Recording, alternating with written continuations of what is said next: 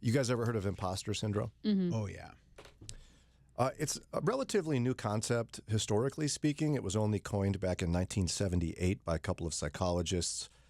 It's specifically referred to women originally, but now it's more of a broad term. Mm-hmm. And essentially, it's feeling like you're a fake or a phony despite any genuine success. Mm-hmm. Like you get into a position of some sort, and you're like, oh no, if people only knew the real me, they knew I'm just faking it. Mm-hmm. It's kind of the feeling that everybody has it together except you. Yeah. Now, to what extent have either of you felt this before? Like, and I'm not saying clinically, like you need to be diagnosed. I think it's a general thing here where people experience this. So how has it affected your life? I mean, so I'm 26 years old, and I was thinking today, I'm like, okay, what would have been is going to be my 10-year high school reunion is coming up. I haven't been out of high school for 10 years yet. Who in the world has let me make these decisions thus far in my life? I am not qualified. I am still a child. Yeah. Where you're like, oh no, what if they found out that I've never X, Y, and Z? Yeah.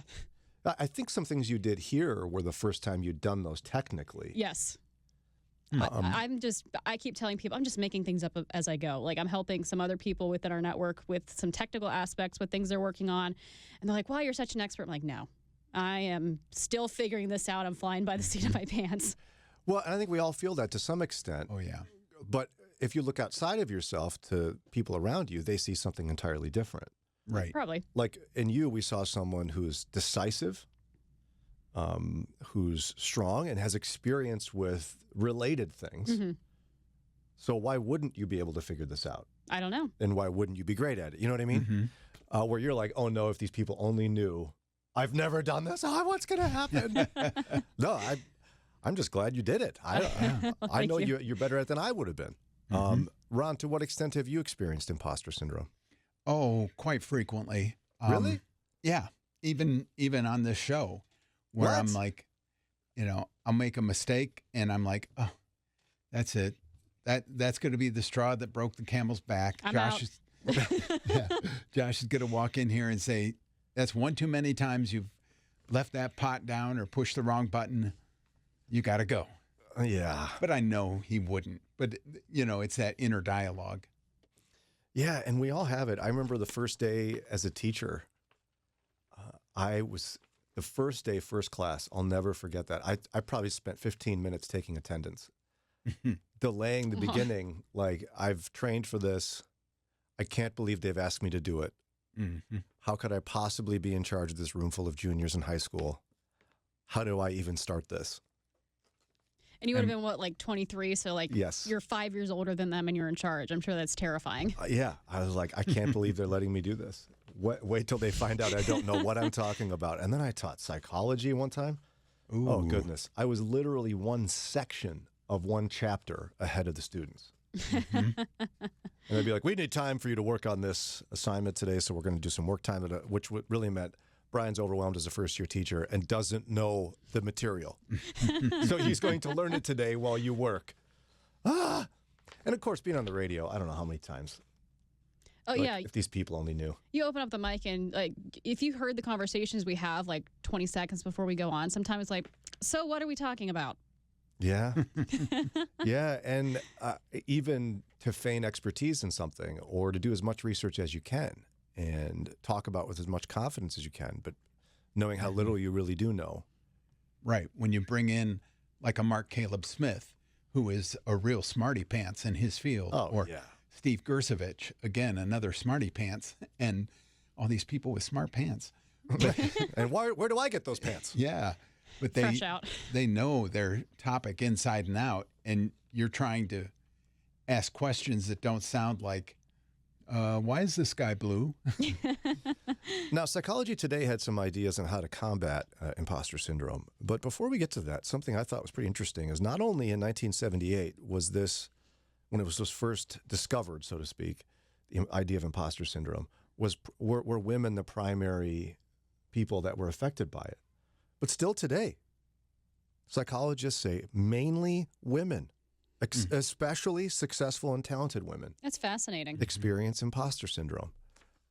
I get it in the 70s because women had been blocked out of the job market quite a bit. Oh, big time. And so they would, you'd more than likely be the first woman supervisor at your company, and then the first woman manager and the first woman executive, because there had been none before you.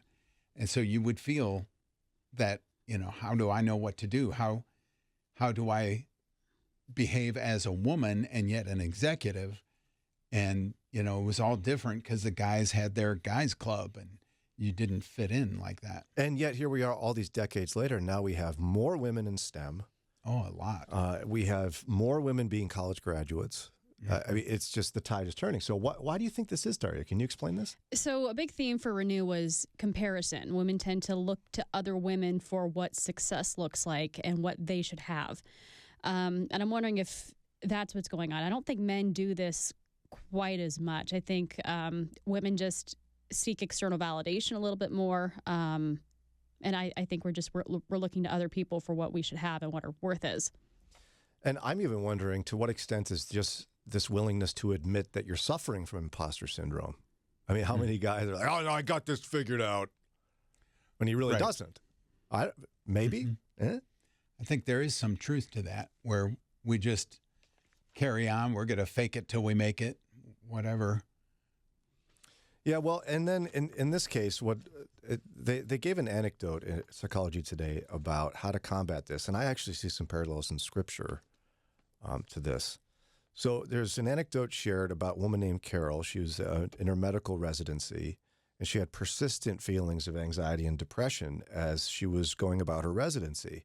She didn't feel as capable as her colleagues who were more academically oriented. They seemed to be able to read and digest medical literature faster than her, more efficiently, more effectively. She got the lowest test scores in exams. She struggled to answer questions of attending physicians quickly. And she was just like, she went to her supervisor and her counselor. She's like, I think I don't belong here. Those sound like symptoms of depression to me. Yeah. So then she had a discussion with an attending physician that shifted her perception dramatically. He acknowledged that she had academic deficits. He's like, yeah, you're struggling with the academics. Sure. Mm-hmm. He said, but you have one key strength. She's like, what? He said, you get along really well with everyone, including the nurses. Yeah, okay. That's a good thing. And he said, you may struggle to learn by reading, but there's other ways to learn. Your colleagues will always be willing to teach you things you don't know, and you will be open to being taught. This is another way to become a good doctor. Wow. Yeah. You don't have to be good at the books part. Great mentor. Yeah, and it's such a reality, though, right? I mean, you can't cookie cutter doctors and what makes a great one. No, because we all have different personalities and different strengths. I think it was Albert Einstein that said you can't judge a fish by its tree climbing abilities. Right. Well, and that's where Carol's battle with imposter syndrome was eased by what they're saying is the key here. A realistic appraisal of her strengths and weaknesses allowed her to develop appreciation for her real gifts. Because what we end up doing is you get to a position, you feel like, I can't believe I'm here. If people only knew how much of a disaster I am because of my weaknesses. You're ignoring whatever your strategic strength is that allows you to be there. Yeah. To what extent do you agree with that strategy? Yeah, I like it. Why are we so bad at measuring our own weaknesses, though? And strengths? Like, why is such a hard time balancing that? We're too close to our own weaknesses, and I think we've got this false humility built into us, so we refuse to see the strengths. Yeah, we're afraid of being narcissists, so things that are strengths for us, we downplay them and say, well, that everybody's got that. And I think other people's strengths are a threat to us. Yeah, potentially. And they feel like a threat to the point that we often, I think we make self-protective decisions. Like if someone's better academically than you, you're suddenly like, well, I'm dumb, but I'm going to fake it in front of them because I need them to know that I'm okay. Rather than just going, wow, look at how great they are. Maybe they could help me. Right. And I thought of that even just this last weekend, just yesterday. The sermon in my church was they're going through Romans 12, my favorite chapter in the Bible, which I'm pretty excited about. No one asked me, but they still did it, which is pretty exciting. And there's a section, Paul talks about this all the time in different ways, but here it is in Romans 12, beginning at verse 6. In his grace, God has given us different gifts for doing certain things well. So if God's given you the ability to prophesy, speak out with as much faith as God's given you. If your gift is serving others, serve them well. If you're a teacher, teach well. If your gift is to encourage others, be encouraging. If it's giving, give generously. If God has given you leadership ability, take the responsibility seriously. And if you have a gift for showing kindness to others, do it gladly. He didn't say, if you're really good at prophecy, you better tune up your kindness. Right. You'll do better at those things you're not very good at. Oh, you're great at teaching? Boy, though, you better focus on the encouragement part. I know you're good at this, so focus on the bad part. No. He's like, look at the diversity of strengths we have here. And he often says that. He often reviews those things. And, I mean, quite frankly, I experienced that relatively recently with our friend Lauren. Like, she is a really good leader, and she's very decisive. And before she came onto the team here, I was doing some of the things that she's doing. Mm-hmm. I'm not very good at them, but I was doing them. And it's not even necessarily that I'm not very good at them. She's just objectively better. I think Lauren gives everyone imposter syndrome because she's just that good. She's very competent. She does have her areas of weakness, but I think one of her great strengths is that she's well aware of them. Mm-hmm. It's like, I don't want to do that. I'm not good at that. Why would I do that when you can do that? You know, but in the case of, I had to relinquish some responsibility because she's better at those things. That's a hard thing to do because you begin to feel necessarily is that a threat to my value? No. We all have different value. Mm-hmm. Leaning into our strengths can be good for everyone. Especially in a team situation. Yes.